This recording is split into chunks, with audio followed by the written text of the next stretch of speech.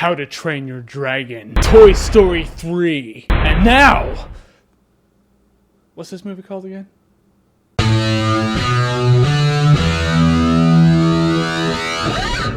Despicable Me. Alright, so after How to Train Your Dragon and Toy Story 3 were the best movies in recent months, I was starting to wonder if there was something wrong with me. Do I just like kids' movies now? Have I gone soft? But thankfully I can tell you that in my humble opinion, not all 3D CGI movies are good. I mean, honestly, comparing Despicable Me to Toy Story 3 or even How to Train Your Dragon is kind of like comparing Crash Bandicoot to Mario. It's just not the same caliber. So Despicable Me is the story of a villain who kind of looks like the Penguin from Batman Returns, who's kind of in a rut and he's trying to get back on top, so he needs to pull off the greatest heist like ever, so he has to adopt these 3 kids to do it. They're all girls.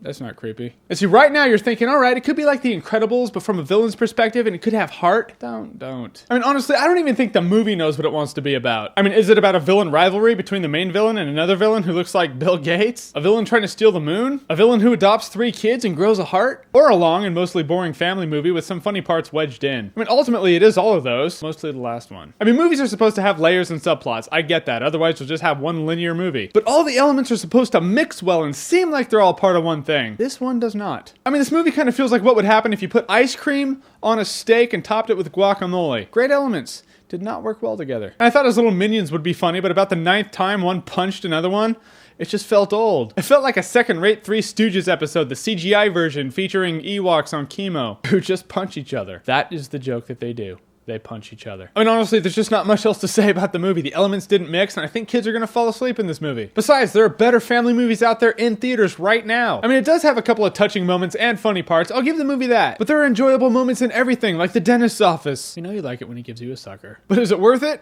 Never. All in all, I guess I'm kind of pissed because literally all the good parts are in the trailer. So just watch that and save yourself the time. Although that roller coaster scene that's in the trailer does look really good in 3D. $15 a ticket good? Probably not. I'll go to a real theme park and ride a real roller coaster. However, this movie does live up to its name. You know, Despicable It. And if you like what you've seen here, even though I think this is my shortest review I've ever done, there's just not much to say. And you want to see more? Then click right here to see more.